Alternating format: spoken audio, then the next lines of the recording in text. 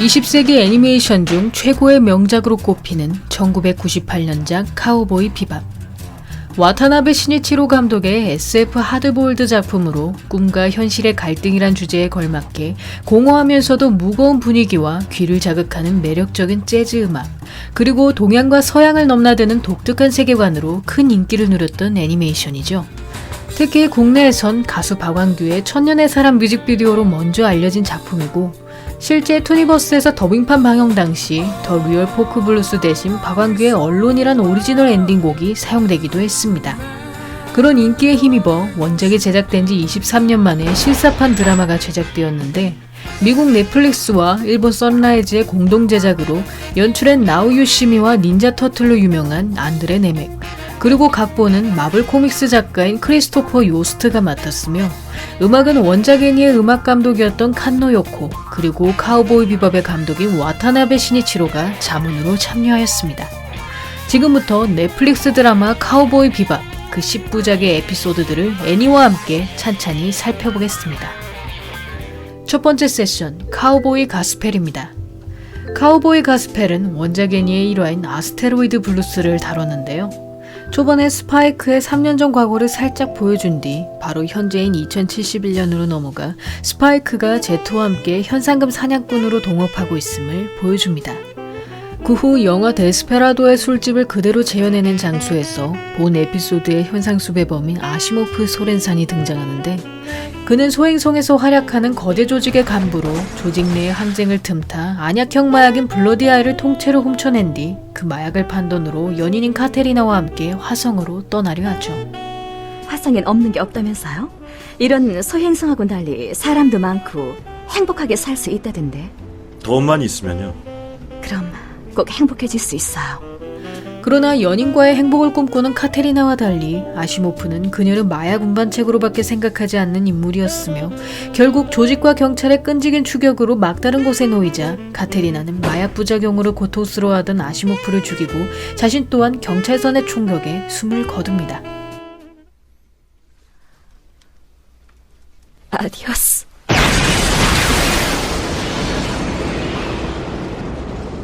한편 드라마는 이 아시모프 사건으로 들어가기 전 극장판 천국의 문의 도입부를 따온 에피소드로 시작됩니다.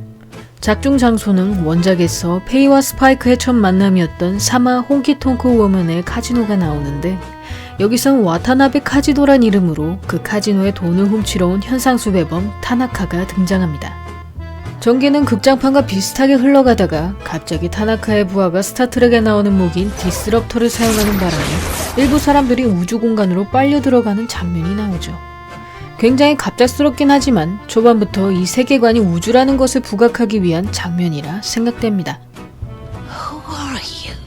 Just a humble bounty hunter, man. 오프닝 크레딧이 나온 뒤엔 원작과 동일하게 스파이크의 과거 묘사가 등장하고 바로 아시모프 에피소드로 돌입합니다. 그 과정에서 비바포와 위상차 공간 게이트, 그리고 스파이크와 제트의 관계가 묘사되는데, 여기서 제트의 설정이 원작과 달리 아리사와 이혼한 남편으로 둘 사이에 킴이라는 어린 딸이 있는 인물로 변경되어, 원작에서 스파이크의 위험한 행동을 막아서던 그가 도리어 위험을 불사해서라도 딸의 장난감을 사줘야 한다고 주장하는 딸바보 아빠로 바뀌어버립니다. 거기다 어떤 거짓말이라도 절대 용납하지 못하는 다소 소인배적인 성격으로 묘사되죠. There's gotta be something better, Jet. Come on. And I can't afford to buy her a present because of you. I can't afford a goddamn walking Sally doll. And as long as you're on it, we're gonna go after the bounties I say we go after. Okay. 그 후 아시모프를 쫓던 스파이크는 그의 연인인 카테리나와 이야기를 나누던 중 그녀의 현상금을 노리던 페이와 맞닥뜨리게 되는데, 개인적으로 원작에서 스파이크와 페이의 첫 만남을 굉장히 인상적으로 봤기 때문에 카지노 씬 자체가 사라진 것은 많이 아쉬웠습니다. 두 사람 다 인생을 도박처럼 사는 캐릭터임을 보여주는 씬이기도 했고, 차라리 초반 카지노 씬을 페이의 에피소드로 대체했으면 어땠을까 하는 생각도 드네요. 참고로 아시모프는 소속된 조직이 스파이크와 같은 조직인 것으로 설정이 변경되었고, 카테리나 또한 아버지에게 현상금이 걸린 부잣집 아가씨로 연인과 사랑의 도피를 떠나는 것처럼 묘사되었습니다. 그로 인해 3년 전에 죽은 것으로 위장했던 스파이크는 조직원들과의 총격전에서 자신의 생사가 알려지게 되고 연인과 목숨을 건 탈출을 시도한 카테리나는 아시모프가 심한 부상으로 먼저 숨진 뒤 자신도 경찰선의 총격에 죽음을 맞이하죠. 아스테로이드 블루스의 명장면이었던 카테리나의 아디오스를 기대했지만 드라마에선 등장하지 않았습니다. 아디오스 카우보이. 두 번째 세션, 비너스 팝. 비너스 팝에서 등장하는 현상수배범은 원작 22화 카우보이 펑크의 빌딩 테러범 테드 보어를 다뤘는데 사실 이 캐릭터는 실제 우편폭탄 테러범이었던 유나 바머를 모델로 만들었으며 작중 그는 테디베어를 이용해 테러를 일으킨다는 이유로 일명 테디보머라고도 불리게 되죠. 원작에서 그의 테러는 세상을 향한 경고, 즉 일종의 메시지를 담고 있는 것으로 묘사되었으나 드라마의 경우 1편에서 스파이크가 조직에게 발각된 이후부터 그 조직에 관한 이야기를 중점으로 흘러가기 때문에 드라마의 테드 보어는 고민형 머리탈을 쓴 이상한 현상수배범으로만 묘사되고 금방 퇴장합니다. I'm sorry, what? I'm sorry, I can't understand a word you're saying with the mask on, pal. He's gonna blow us sky high if we don't catch the Ichabod. What the hell is an Ichabod? How the hell am I supposed to know? You're the one who read the manifesto. Not Ichabod. Gay pod. 아시모프 사건 이후 조직의 추격을 받게 된 스파이크는 원작 5화 타락천사들의 발라드처럼 오랜 지인이었던 아나스타샤를 찾아가는데 드라마에선 대규모의 고급 술집을 운영하는 마담으로 설정이 변경되어 스파이크에게 많은 도움을 주는 조력자로 자리매김합니다. 여기서 아나스타샤의 측근으로 등장하는 그레는 원작 주피터 재즈에서 비셔스의 전우이자 색소폰 연주자였던 그랜시아를 실사화한 인물이며 호르몬 불균형으로 중성적인 육체를 가지게 된 것을 드라마에선 아예 트랜스젠더로 설정을 변경합니다. 또 날 죽일 생각이었나? 우린 전우였어. 동지였지. 우린 함께 싸웠어. 그리고 난 당신을 믿었지. 믿을 수 있는 건 없어. 믿을 필요도 없고. 주피터 재즈 에피소드 자체가 비셔스가 전우와 연인을 팔아넘길 정도로 비정한 인물임을 표현한 화였기에 그랜을 그저 여자 같은 남자로 전락시킨 각색은 감독이 이 원작 캐릭터가 존재하는 이유를 전혀 이해하지 못한 결과물이라 생각됩니다. Is she happy? She's married now. To Vicious. I have to go. And Fearless. Fearless is dead. I go by Spike Spiegel these days. 원작에서 줄리아에게 버림받았던 것과 달리 드라마의 비셔스는 줄리아의 남편으로 등장합니다. 조직의 원로들에게 목숨을 구걸할 정도로 아내를 사랑하는 것처럼 묘사되지만 사실 자기중심적인 소시오패스인지라 충동적으로 살인을 일삼고 줄리아에게도 폭력을 휘두르기 일쑤이죠. 원래 비셔스란 캐릭터는 주변 사람들의 배신으로 타락했다는 사연과 속내를 알 수 없는 냉혹한 포커페이스라는 점이 악역으로서의 매력을 한층 올려주는 요소였는데 그런 설정들이 모두 사라짐으로써 그저 평면적인 악역이 되어버린 모습을 보여주고 있습니다. 점술사가 그러더군. 붉은 달이 뜬 밤 뱀이 동이를 번뜩이며 무서운 속도로 달려올 거라고. 넌 결코 후계자가 될 수 없어. 싸우지도 못하는 헛개비들은 조직에 필요치 않아. 녀석을 심판의 방으로 끌고 가라. 기억해둬라. 뱀의 독은 나중에 서서히 퍼진다는 거. 세 번째 세션, 도그스타 스윙. 도그스타 스윙은 제목에서도 알 수 있듯이 강아지 아인이 등장하는 에피소드로 원작 2화 들깨의 스트러트를 다루고 있습니다. 이 에피소드는 원작 감독의 이소룡을 향한 팬심을 느낄 수 있는 화로 현상수배범 압둘 하킴 자체가 이소룡의 유작 사막유이에 등장하는 카림 압둘 자바를 모델로 만든 캐릭터죠. 스파이크가 절권도를 사용하는 것도 이소룡의 영향을 받은 인물이기 때문입니다. 쇠사슬이 너무 긴데 웨이 오브 더 드래곤 모델인가? 그게 30년대 물건이라니까. 아주 귀한 물건인데 손에다 힘을 주면 안 돼. 중요한 건 흐름이지. 물처럼 돼야 돼. 칼을 들고 한번 덤벼봐. 힘의 흐름을 컨트롤하는 거야. 전신의 힘을 빼고 그대로 물처럼 되면 되는 거야. 드라마도 실험견 아인을 만나는 에피소드임에는 틀림없지만 원작과의 전개가 많이 다릅니다.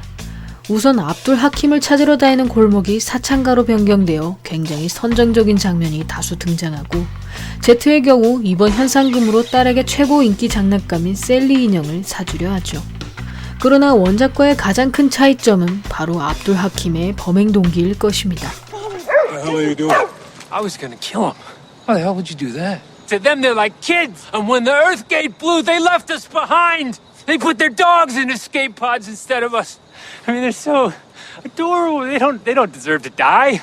원작의 압둘 하킴이 금전적인 목적으로 천재 실험견을 훔쳤다면 드라마의 압둘 하킴은 과거의 원한으로 부자들의 소중한 존재를 빼앗기 위해 개들을 납치했는데 결국엔 개가 너무 사랑스럽다는 이유로 복수를 행하지 못하죠. 범행 동기도 부실하고 복수를 그만두는 이유도 어설프지만 개인적으로 가장 최악이었던 것은 압둘 하킴과의 결투에서 스파이크가 떨어질 위기에 놓였을 때 제트에게 매달린 상태로 갑자기 담배를 피기 시작하는 모습이었습니다.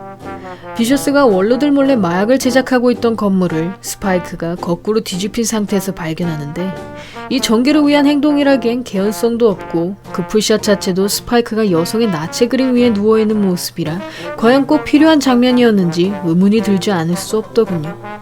바로 다음 장면인 마약 공장 씬은 비셔스가 나체의 난민들을 노예처럼 부리고 죽이는 모습을 통해 그의 잔인함을 보여주려 했던 것 같습니다만 감독의 의도가 무엇이었던 간에 이 에피소드를 보는 내내 쓸데없는 노출씬과 자극적인 장면이 너무 많아서 정말 기분이 에이, 더러워. 노코멘트 하겠습니다.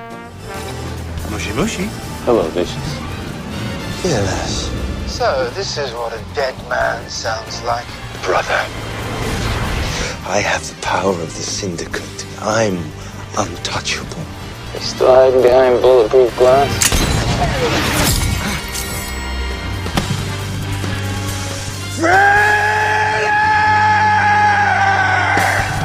네 번째 세션, 칼리스토 소울.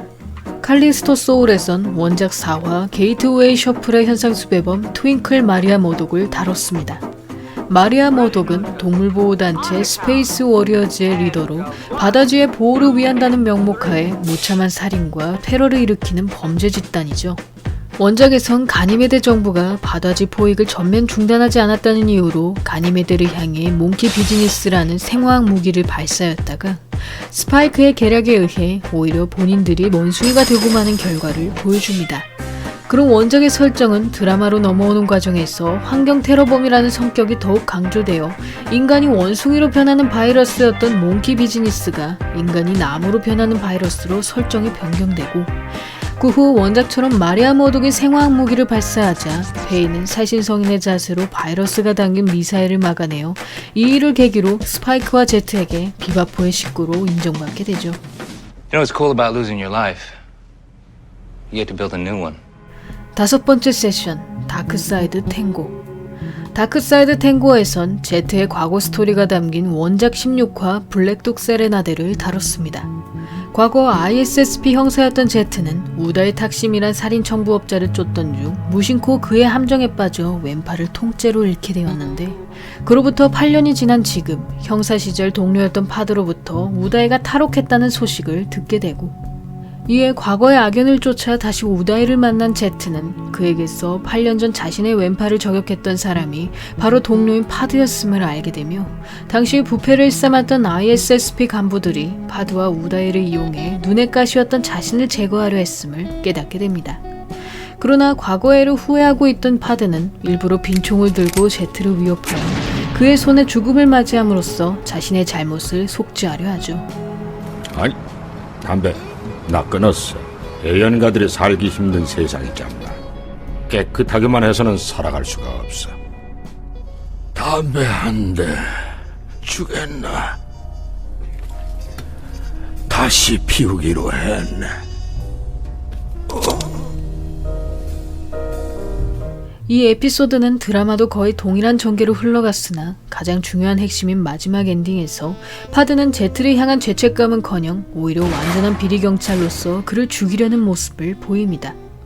그런 설정 변경으로 인해 원작에서 조직의 명령으로 친구를 배신해야만 했던 파드의 고뇌와 그 속죄가 전혀 표현되지 못했는데 그나마 제트가 과거 파드와의 내기를 언급하며 친구를 잃은 안타까움을 표현하는 모습은 썩 나쁘지 않았다고 생각되네요. 그 사이 비셔스와 줄리아는 지난 에피소드부터 본격적으로 조직의 쿠데타를 계획하는데 원작에서 스파이크의 은인이자 조직의 간부였던 마오 옐라이는 드라마에선 여성으로 성별이 변경되며 비셔스의 계략으로 일찍 죽임을 당했던 원작과 달리 줄리아에 의해 쿠데타에 협력하는 인물로 등장합니다. So who was this extraordinary mark who had the skills to end Gunther? You're drinking Kudo again? I was feeling nostalgic. Fearless. Fearless is alive. 여섯 번째 세션, 바이너리 투스텝. 바이너리 투스텝에선 사이비 교주 닥터 론데스가 등장하는 원작 23화 브레인 스크래치를 다뤘는데요. 이 에피소드는 1997년 집단 자살 사건으로 널리 알려진 실제 사이비 종교 집단 천국의 문을 모티브한 것이며 닥터 론데스 또한 그 종교의 교주인 마샬 애플 화이트를 모델로 만든 캐릭터입니다. 작중의 론데스는 식물인간이 된 소년 해커가 뇌파 측정 장치로 제작한 가공의 인물이었으며 그가 사이비 종교를 만든 이유는 모든 사람들을 자신처럼 육체가 없는 존재로 만들기 위함이었죠. 그러나 현실과 꿈의 경계를 모호하게 살아가던 스파이크에겐 론데스의 환영이 큰 타격을 주지 못했고 결국 그는 현상수배범으로서 제트에게 체포당하게 됩니다. 인간이 왜 신을 믿는지 알아? 믿고 싶기 때문이야. 이 세상을 살아가는데 확실한 건 아무것도 없어. 신이 인간을 창조해낸 게 아니야. 인간이 신을 만들었지. 망상과 현실을 구별하지 못하는 건 바로 당신이야. 꿈을 꾸려면 혼자서 꾸라고. 싫어! 살려줘! 내가 뭘 어쨌단 거죠? 불경평해요! 지워지고 싶지 않아! 모든 게 어린아이의 꿈이었고 하긴 꿈을 꾸는 것밖에 할 수 없었겠지. 드라마에선 닥터 론데스를 찾으러 가기 전에 오리지널 캐릭터인 멜이란 정비사가 등장하는데요. 비바포의 고장난 부품을 고치던 멜은 점차 페이를 묘한 눈빛으로 바라보더니 그녀와의 동침을 시도하고 그 과정에서 페이는 초면인 멜에게 자신이 오랜 냉동수면의 부작용으로 기억상실증에 걸렸음을 고백합니다. 처음엔 멜이 원작의 정비사 캐릭터인 두안을 대신하는 인물이라 생각했는데 갑자기 페이를 동성애에 눈뜨게 하고 그녀의 아픔을 어루만져주는 역할로 등장하면서 원작의 페이가 보여줬던 대인관계의 두려움과 스파이크를 향한 짝사랑을 완전히 부정하는 꼴이 되어버립니다. 혼자서 이런 무법지대에 맞단 말이야? 그래, 혼자. 인간은 혼자선 살아갈 수 없다고들 하지만 얼마든지 살아갈 수 있더라고. 사람들 속에서 혼자라고 느끼는 것보단 그냥 혼자 고독을 느끼는 게 더 낫잖아? 헤어지기가 두려웠던 거겠지. 그래서 먼저 떠난 거 아닌가?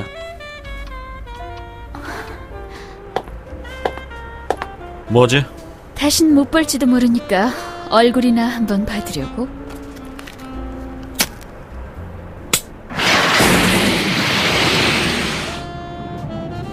남자들은 바보야. 그 사이 닥터 론데스를 찾으러 간 스파이크는 그를 만나기 위해 오리엔테이션에 참가했다가 무심코 그 브레인드림에 빠져버리는데요. 원작의 에피소드가 식물인간이 된 소년의 비애와 스파이크의 애매모호한 현실 감각을 보여주었다면 드라마의 론데스는 그저 인공지능의 트러블로 생겨난 가공인물로 등장하며 스파이크의 꿈을 통해 그가 가진 줄리아를 향한 감정을 보여주고 있습니다. You have to go without me. I tried, goddammit. I tried for 3 years to let you go. But I can't. Vicious isn't the villain, you are. You just love taking your best friend's girl, and now you're gonna get me killed. I don't love you.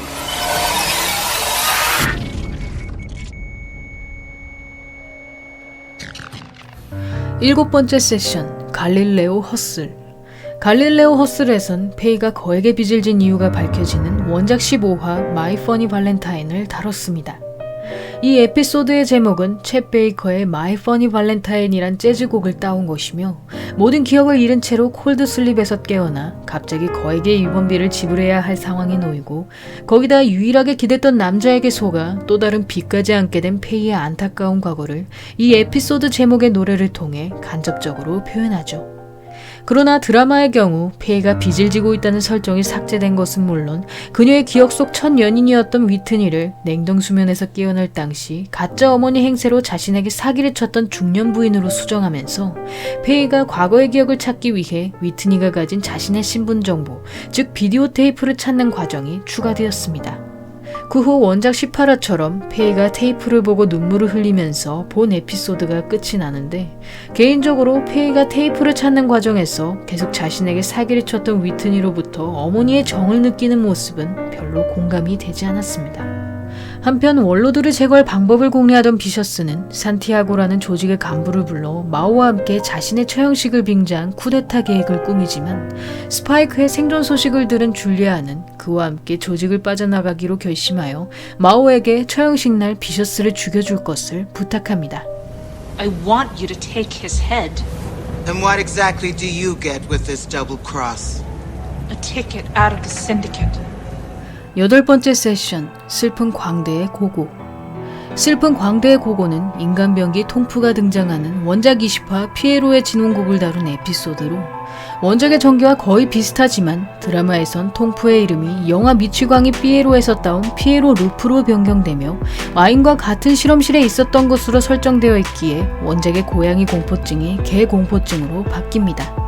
그러나 여기서 아인이 그저 지능이 좋은 개가 아닌 데이터 공유물 같은 존재로 나오면서 루프가 스파이크에게 결투 신청을 할 때 아인이 그의 빔 프로젝터가 되는 모습을 보여주는데, 솔직히 원작에서도 컴퓨터 메일로 왔던 결투 신청을 굳이 설정까지 바꿔가면서 개의 눈으로 보여주어야 했을까 싶은 의문이 들더군요.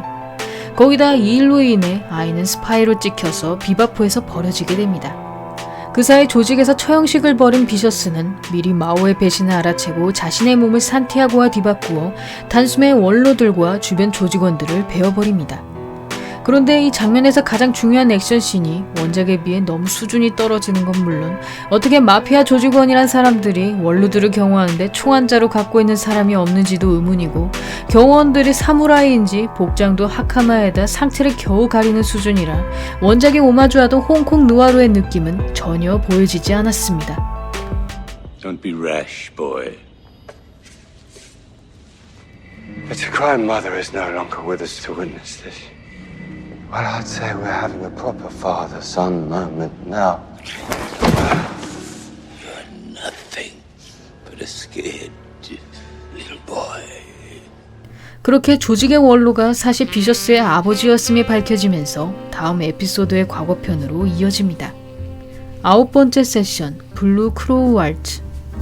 블루 크로우 왈츠는 스파이크와 비셔스 그리고 줄리아의 과거를 다룬 에피소드로, 짧은 장면 묘사로 3년 전 사건을 언급하던 원작과 달리 드라마에선 아예 전체 각색으로 스파이크가 피어리스라는 이름으로 살아가던 시절을 자세히 보여주고 있습니다.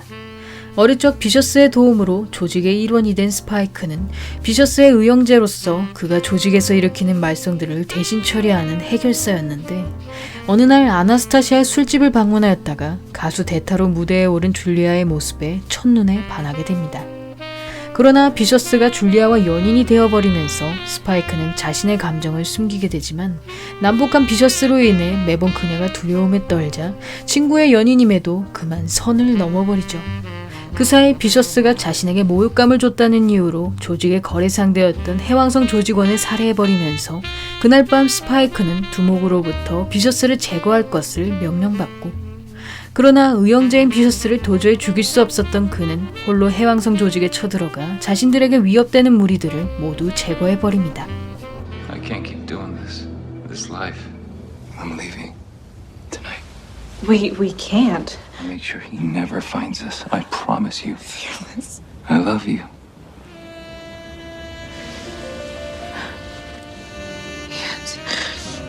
Tonight, under the bridge. 그 후 스파이크와 줄리아가 자신을 배신했음을 알게 된 비셔스는 먼저 줄리아를 붙잡은 뒤 스파이크를 찾아가 그에게 줄리아가 자신을 선택했음을 이야기하고, 이에 몹시 망연자실한 스파이크는 비셔스의 총격에 벼랑으로 떨어지지만 구사일생으로 겨우 목숨을 부지하게 됩니다. 10번째 세션, 초신성 심포니. 초신성 심포니는 원작의 마지막 에피소드인 더 리얼 포크 블루스와 5화 타락천사들의 발라드를 다뤘지만, 앞선 9편을 모두 통틀어 가장 막장인 전개와 원작의 주제의식이 전혀 보이지 않는 결말을 그려내고 있습니다. Who the fuck are you? Goddamn syndicate kidnapped her from Europa. His name is Vicious. He was my partner. You're a goddamn hitman. You don't hand me over to Vicious, he's gonna kill her. 비셔스가 자신의 딸을 납치했음을 알게 된 제트는 스파이크가 지금껏 자신에게 과거를 숨긴 건 물론 딸까지 위험에 빠뜨렸다는 사실에 몹시 분노하지만 차마 비셔스에게 그를 넘겨줄 수 없었고, 이에 조직원들에게 저항하다가 붙잡힌 두 사람은 비셔스에게 죽을 위기에 놓인 것도 잠시 페이가 레드테일을 타고 교회를 기습하면서 인질인 키미를 구출하는 것에 성공합니다. 그 후 홀로 다시 교회에 들어간 스파이크는 조직원들을 쓰러뜨린 뒤 마지막으로 비셔스와 교전하게 되는데, 이 과정에서 갑자기 일본식 사극 배경음과 다찌마리 봄이 등장하면서 레인이란 OST와 총격전으로 한껏 올려둔 긴장감이 한 방에 쑥 가라앉아 버리는 것을 느낄 수 있습니다. You have any idea what you look like right at this moment, Spike? What? A ravenous beast. The same blood runs through both of us. I bled all that kind of blood away. Then why are you still alive?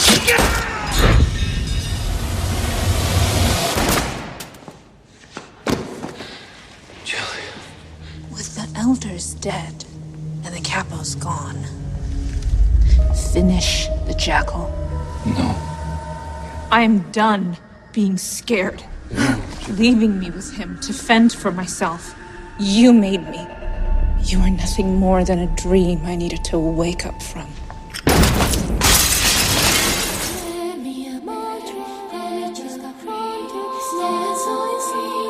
조직을 지배하고자 했던 줄리아는 스파이크가 자신의 청을 들어주지 않자 그에게 방아쇠를 당겨버리고, 그 후 비셔스를 지하실에 가둔 줄리아는 앞으로 자신이 그의 아내로서 대신 조직을 지휘할 것임을 이야기하며 평생 비셔스를 묶어두고 괴롭히려 합니다. 한편 줄리아에게 버림받은 스파이크는 제트에게도 의절당하고 외딴 골목에서 지쳐 쓰러지는데, 그 순간 가끔씩 자신에게 정보를 주던 해커 레디컬 에드를 만나게 됩니다. Cowboy! Bounty hunter for hire! We have to find the butterfly man! 그 후 페이는 기억을 찾기 위해 비바포를 떠나고, 홀로 남은 스파이크는 에드와 함께 빈센트 볼라조를 찾아갈 것임을 암시하면서 카우보이 비밥 실사 드라마는 끝을 맞이합니다. 솔직히 앞선 현상수배범 에피소드들은 옴니버스식이니까 각색이 많이 되어도 감안하면서 보았습니다만, 원작의 가장 큰 주제이자 마지막 스파이크가 현실에 직면하는 부분까지 이런 막장 드라마로 그려낸 것을 보니 정말 이 드라마를 만든 제작진을 원망하지 않을 수 없더군요. 우선 카우보이 비밥의 작중 배경은 공허한 우주와 황폐한 도시, 그리고 과거를 추억하는 어르신들과 부정을 일삼는 범죄자들을 통해 희망을 꿈꾸기엔 현실이 너무나도 척박하고 미래를 그리기엔 목숨을 부지하는 것조차 힘겨운 모습을 보입니다. 그런 어두운 배경을 통해 과거의 얼매인 주인공 일행들을 더욱 부각하고 감성적인 재즈와 적절한 매체들의 오마주로 그들이 사는 현실을 영화 속 한상처럼, 때로는 실제 사건 같은 묘한 데자뷰를 부여하죠. 무슨 곡이지? 줄리아. 좋은 곡인데? 전쟁터에서 돌아와 난 투옥됐지. 스파이 혐의였어. 그러니까 코드네임이 줄리아! 나 몰래 줄리아하고 데이트라도 하나? 지저분한 거래에 그 이름을 사용하다니. 줄리아가 안 됐군. 원작의 가장 중요한 부분인 스파이크의 과거사에서 비셔스와 줄리아는 마치 연인인 것처럼 묘사되었지만, 사실 두 사람은 결코 서로를 신뢰하지 못했기 때문에 평범한 연인 사이라기보단 비즈니스 관계에 가까웠다고 볼 수 있으며, 오히려 과거의 비셔스가 소중히 여긴 사람은 연인인 줄리아가 아닌 유일하게 자신과 동등한 존재로 인정한 스파이크였음을 알 수 있습니다. 널 살릴 수 있는 건 나뿐이야. 널 죽일 수 있는 것도. 그 여자를 조심하는 게 좋아. 여자는 모두 거짓말쟁이지요. 난 단지 깨지 않는 꿈을 꾸고 있을 뿐이야. 마치 꿈을 꾸고 있는 것 같군요. 그러나 줄리아를 만나면서 처음으로 삶의 행복을 느끼게 된 스파이크는 야망으로 가득했던 비셔스를 뒤로 한 채 그녀와 함께 조직을 떠나려 하고, 이에 엄청난 배신감을 느낀 비셔스는 줄리아에게 스파이크를 죽이면 그녀가 그토록 원하던 자유를 주겠다고 협박했으나, 스파이크를 사랑했던 줄리아는 그를 죽이는 대신 도망자의 길을 택합니다.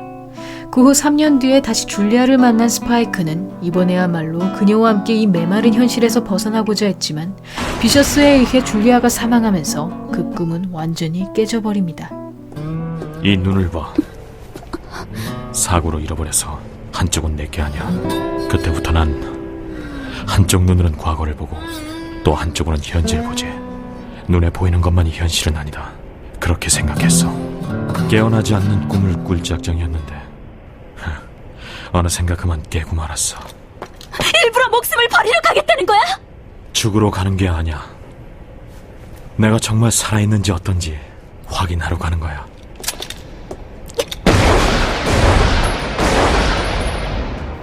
그 후 비셔스와의 치열한 결투를 벌인 스파이크는 마지막 총격으로 그를 쓰러뜨린 뒤 현재를 본다던 오른쪽 눈으로 앞을 응시하며 자신이 이룰 수 없는 꿈에서 깨어나 현실과 맞서 싸웠음을 보여줍니다.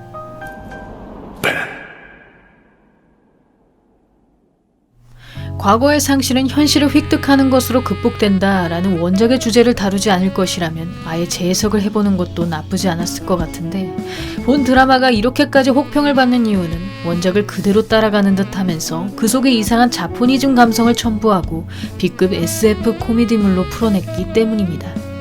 솔직히 원작 자체가 오우상 감독의 영화를 많이 오마주한 작품이라서 홍콩 느와르물의 액션과 카메라 구도, 색감을 참고했다면 충분히 원작의 분위기를 구현해낼 수 있을 거라 생각하는데, 이 드라마는 그런 작품의 색깔을 완전히 무시한 채 연출가의 전작인 닌자 터틀 같은 분위기를 만들어냈고, 특히 원작이 액션씬으로 유명한 작품답게 첩혈 싸움을 참고한 교회 총격씬, 영웅본색2를 그대로 묘사한 스파이크와 비셔스의 결투씬 등 참고할 만한 자료들이 많았음에도 액션 합의 짜임새가 어설픈 것은 물론 절권도를 사용한다는 설정이 무색할 정도로 느린 동작들을 보여주고 있습니다. 거기다 드라마의 설정 변경으로 소인배가 된 제트와 동성애에 눈을 뜬 페이, 4차원을 넘어 미치광이가 된 듯한 레드, 그리고 악역인 비셔스도 단세포의 성격 판탄자가 되어버렸으며, 그 중에서도 누구보다 진취적이고 자유를 꿈꾸는 여인이었던 원작의 줄리아가 함께 가겠어요. 마지막까지 함께. 드라마에선 남자에게 인생을 의지하다가 자신의 청을 들어주지 못한다는 이유로 스파이크에게 방아쇠를 당겨버리죠. 또한 비셔스와 줄리아의 관계를 부부로 변경하는 바람에 스파이크는 친구의 아내를 빼앗으려는 불륜남이 되어 원작의 로맨스가 단순한 막장 치정극으로 전락하고 맙니다. 개인적으로 이번 실사화는 2시간 분량의 영화도 아닌 총 460분의 10부작 드라마였기에 그나마 원작 내용을 잘 반영할 수 있을 것이라 기대했었지만 참혹한 결과물에 10편을 보는 내내 실망감을 감추지 못했습니다. 일본 문화를 좋아하는 감독이 원작을 대충 접하고 실사판을 만들면 이런 B급 코스프레물이 나온다는 교훈을 얻어가며, 부디 드라마를 먼저 접하신 분들은 제발 원작 애니메이션을 보고 평가해 주시길 바랍니다. 여기까지 데뷔의 특별 리뷰 카우보이 비밥 실사판이었고요. 여러분의 구독과 좋아요는 힘이 됩니다. 구독을 하시면 다음 영상을 더욱더 빨리 만나보실 수 있습니다. 그럼 많은 시청과 관심 부탁드리면서 다음 편에서 만나 뵙겠습니다.